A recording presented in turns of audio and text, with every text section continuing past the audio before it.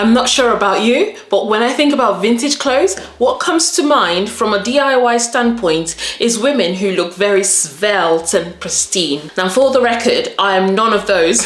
So when I challenge myself to have a go at making some vintage inspired items of clothing, it was a sink or swim situation. So come along with me on this journey to see if this 30-something curvy woman managed to sink or swim in the clothes I made using patterns, fabrics, and notions of old, aka vintage. So I have some simplicity reissues, they're vintage reissues. I mean, this one here is a 1930s vintage sleeve pattern that I'm challenging myself to make something out of, and I have this 1940s sewing pattern as well, which I have decided that I am going to make the view B because it will suit my body type the most, and it's long sleeve. I mean, I have this fabric here as well that screams at me. I'm definitely going to use this one here for another design that I picked up. Now, this is a pattern that's new to me, or pattern brand that's new to me, and I think it's worth checking out. Bella loves patterns, and I love the blouse, and I think the blouse would pair so beautifully with this fabric. So as we know, vintage means of age, so this has been there for such a long time. It is a dead stock fabric. It screams at me vintage, and what I like about it the most is that the stripes go diagonally, so I'm going to play around with the directions of the stripes. I've decided that it's going to go with one of these sleeves. This is the challenge part. So all the sleeves here are absolutely my vibe, so I'm going to choose one of them that I think would go well with this fabric. Oh, I'm going to make a white blouse. This would be a white blouse, very lightweight white blouse. Let's get to designing. I have my Style with a Plan planner. It's a sewing planner which you can download and print for yourself, as many copies as you want, and you can get this on my website. I'll leave the link to the planner in the description box below. I only have three meters of the fabric, and these sleeves require quite a lot of fabric, so I'm going to have to be very clever with the way that I do it. So I'm looking at view H, which has some beautiful frills at the side of the sleeves. So I think the frills will be beautiful with the stripes going in the different directions. Now, this would require just a simple dress. So I don't know whether to make a pattern from scratch or whether to use a sewing pattern that I already have, but definitely I'm making a dress with this. The best thing would be get the sleeves looking as, you know, having all the statement, and have the dress as simple as possible. I really like a dress with a dress that doesn't have too much of a gathered skirt, so I might go with a half circle skirt for the bottom, like the bottom half. So I'll have a half circle skirt going down this way, and it'll be midi length. I really hope this fabric is enough. Round neck, simple dress, but with a statement sleeve.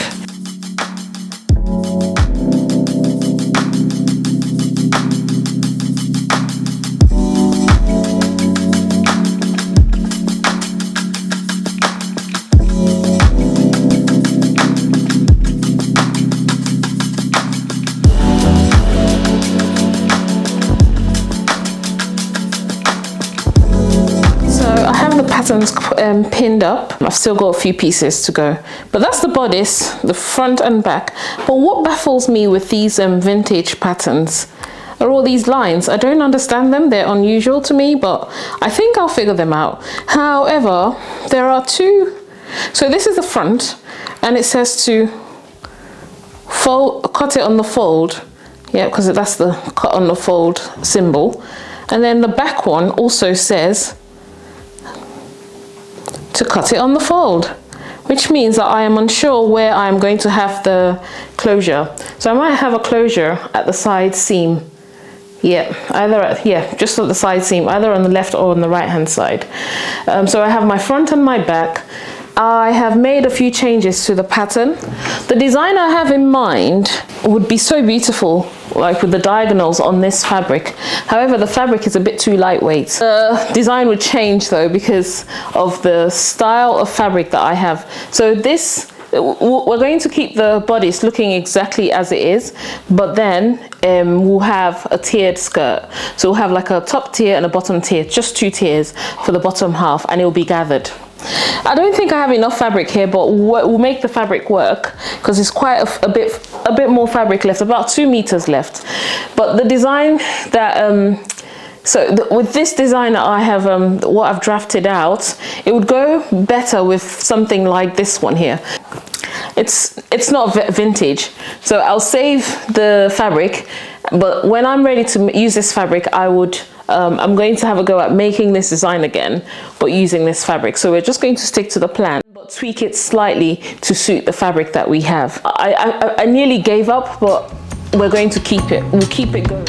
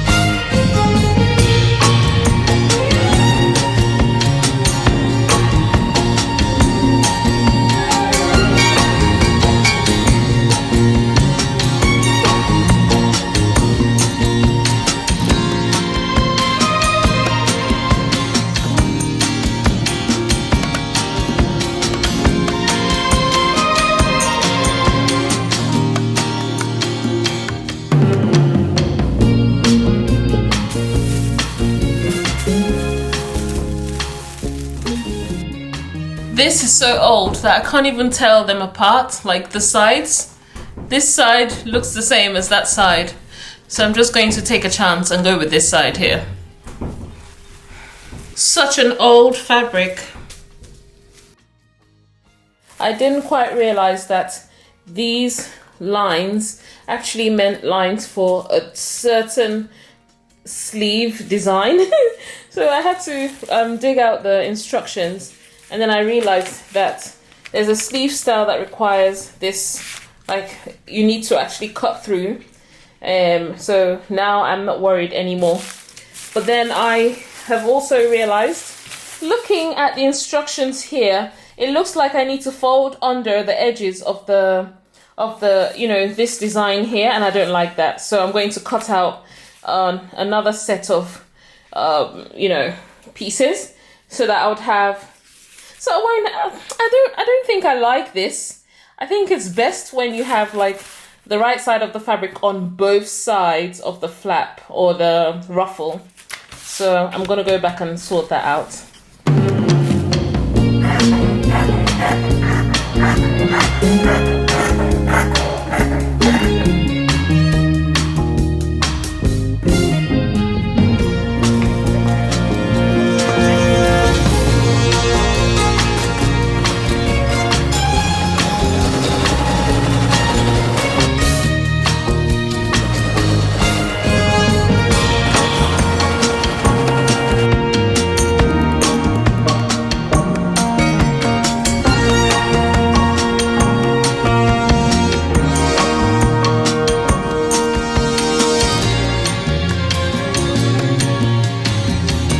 What I need to do is do some understitching on this end as well, like the short edge, because I am seeing just a slight bit of this fabric on the right side and I don't like that. It bothers me.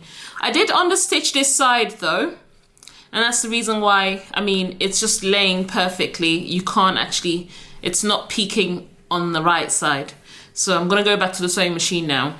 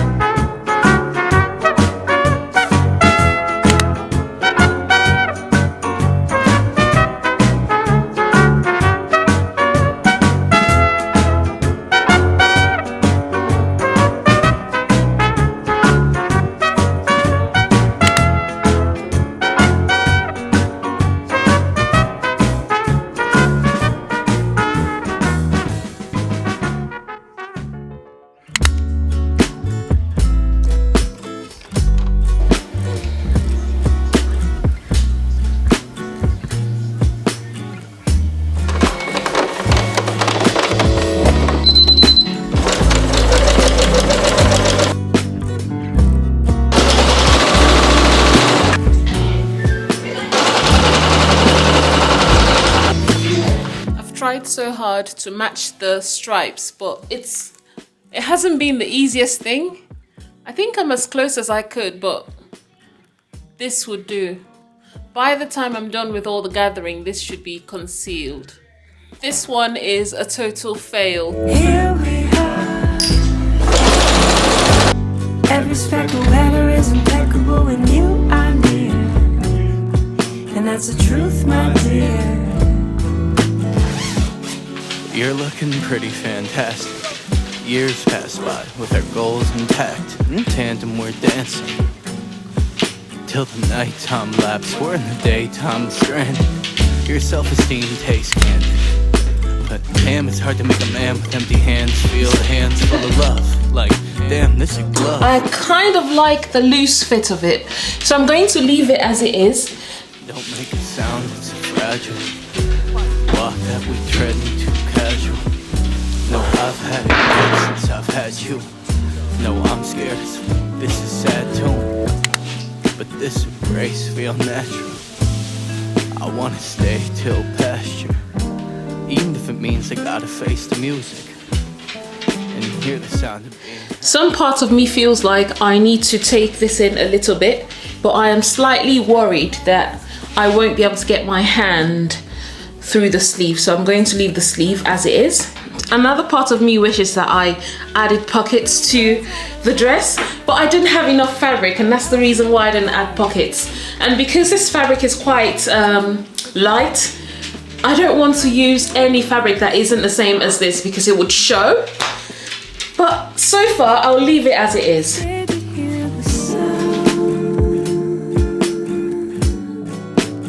I'm scared to hear.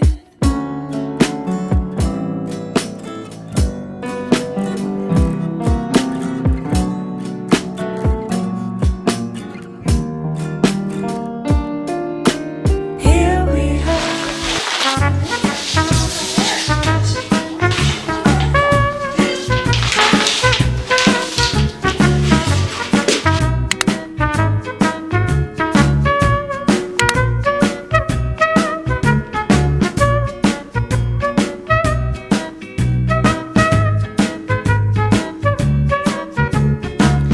I figured it out now, so let me show you how I assemble the sleeves.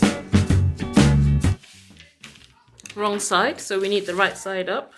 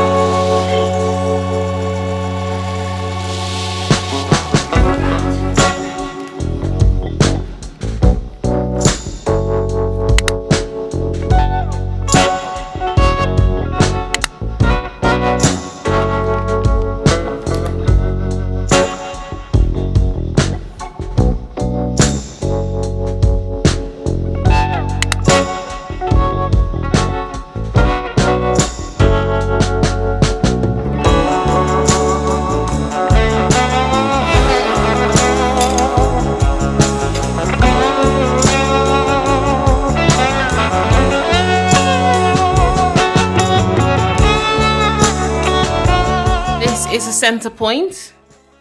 I'm going to pin the center point there to this seam.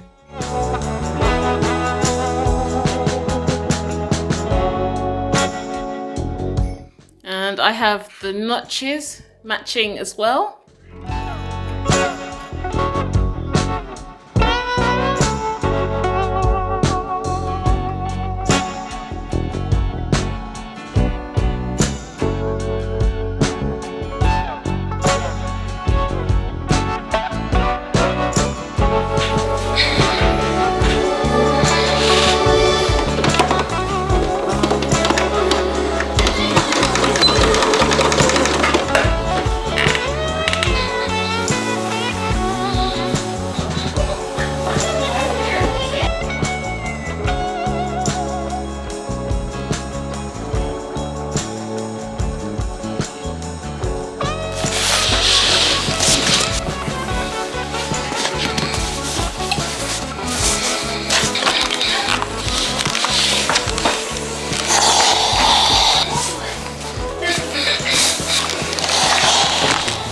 Currently I have inserted the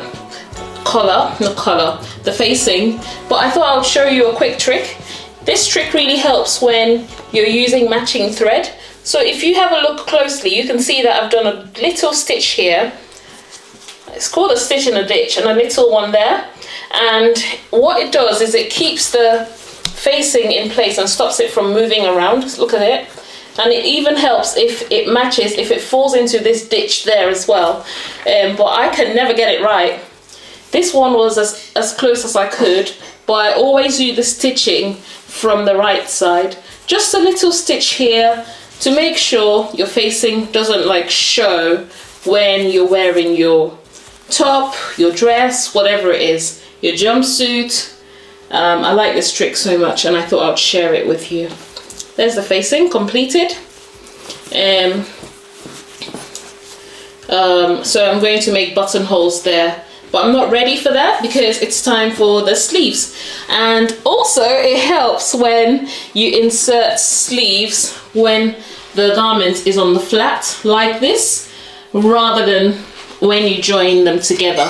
I only join the side seams when I'm sewing jackets. I join the side seams first before inserting the sleeves, but when I'm working on dresses, jumpsuits, tops, blouses, you know, that type of thing, I always start with the sleeves on the flat. So I do the sleeves flat like this, so it goes on along the armhole there, and then we close it together to create a new, like to make the full shell. I'll show you.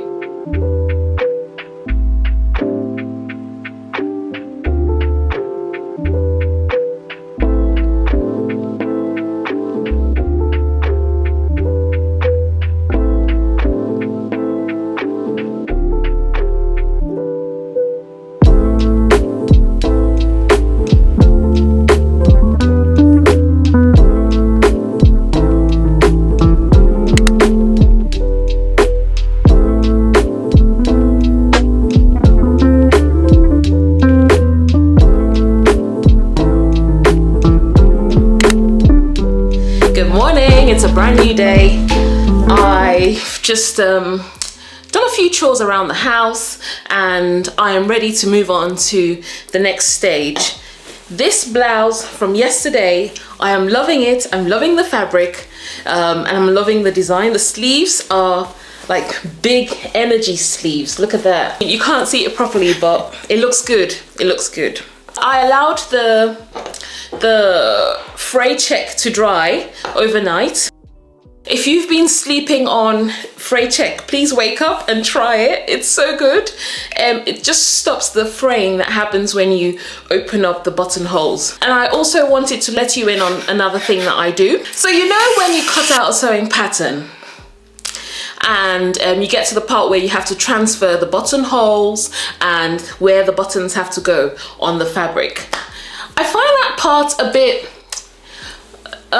tedious. Well, not only tedious, but I find that after all the sewing and all the manipulating of the fabric while sewing, and I get to that very final stage, I lose the buttonholes that I've marked. When I use tailor tacks to create the buttonhole positions or markings, I lose them along the way. So what I do now is I use this handy tool and I just like adjust it to know how wide or how narrow the buttonholes are going to be, and I just like check it on the sewing pattern and then put it onto the garment and mark the buttonhole markings.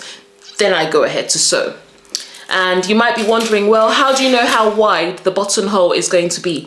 Essentially, the moment you know how, like, the size of your button and you put it into the buttonhole stitching presser foot, it would do it for you. You would get the buttonhole the exact length that it needs to be for the button that you're working with. So I don't really worry about that. All I need to know is the position for each buttonhole or the marking for each buttonhole, and I start from there. And you know, once you know where the top of each buttonhole is going to be, then the rest is more or less easy to work out. I also have these beautiful buttons that I picked up from, it's an antique shop in Hither Green. And if I remember the name of the antique shop, I'll put a link to their website in the description box below for people in London. I got 3 of these, 3 vintage buttons going with the vintage theme. This is a 1930s French button. It says 1930s French, that's what it says on here. This one is 1970s, but I know, yeah, it's still vintage, 1970s. And this one's also 1930s. And at the time, the price of it was £2.25, but I bought it for £8. It's quite a lot of buttons. And you can probably see some damage that's happened to it, that's happened to the bottom row, but I am not so mad at it. I will definitely be using these ones here because I think they go better with the fabric that I'm working with. So buttons, buttonholes, and then we move on to the next project.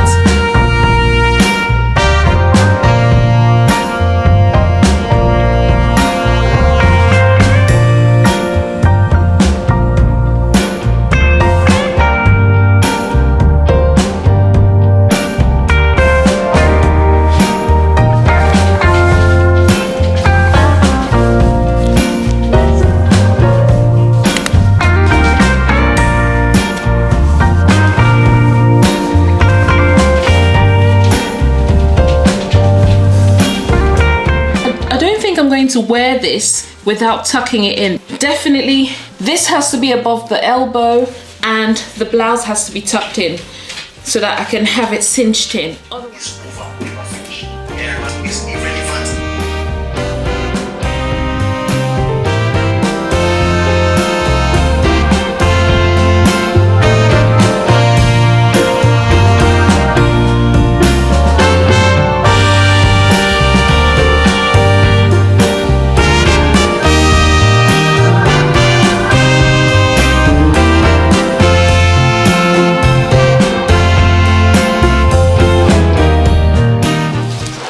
Excited for this one.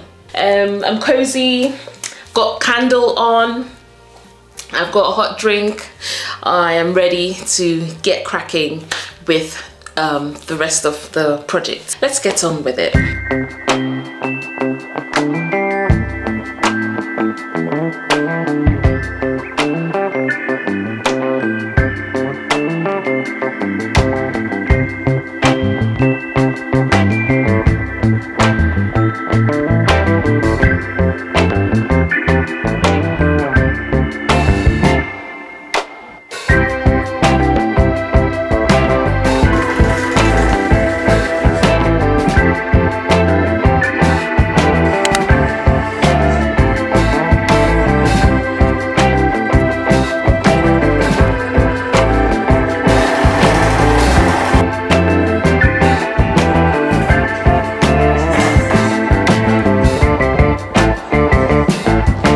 So let me know in the comment section, how often do you remember to use your pressing tools, or do you just like get the iron straight on the ironing board and get pressing?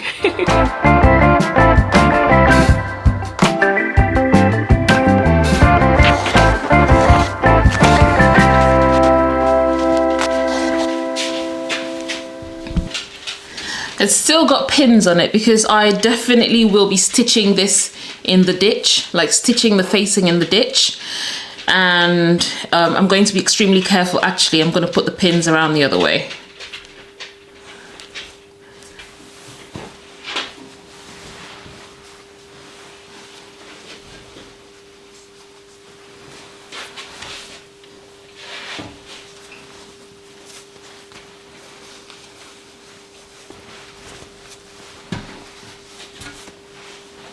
I think I might have cut out a very big size.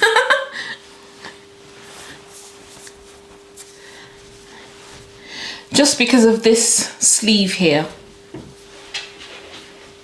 Or unless it's supposed to be a dropped sleeve.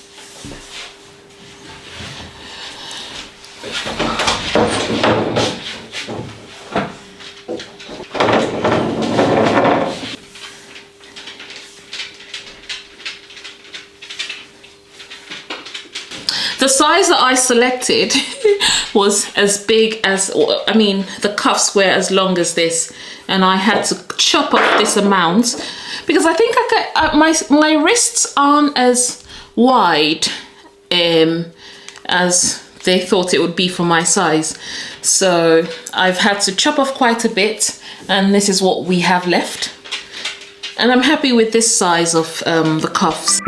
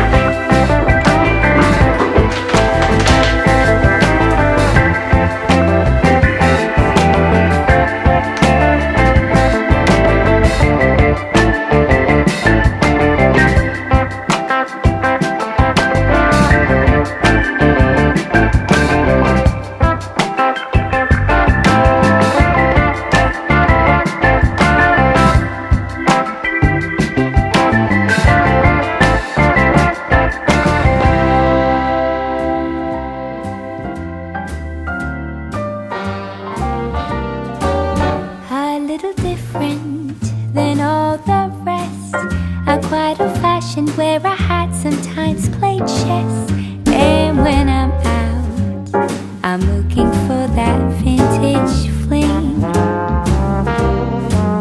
But all complexions that I adore. All in all, the garments are absolutely my vibe. I am so pleased that I went ahead with this challenge, and I think I'm going to be trying a few more challenges. If you have any other ideas of sewing patterns that will suit a person who's got a bit more curves, please leave them down in the comment section below. Well, I'll search for them and I'll purchase some for myself. I think buying vintage patterns it wasn't the easiest thing for me. So that buying experience, I wish I had a better experience with buying them. I'm so pleased that I was able to find these reprinted versions of those older sewing patterns. I'm also pleased that they have larger sizes so that a person like me can sew something, even though it's not an actual old original pattern.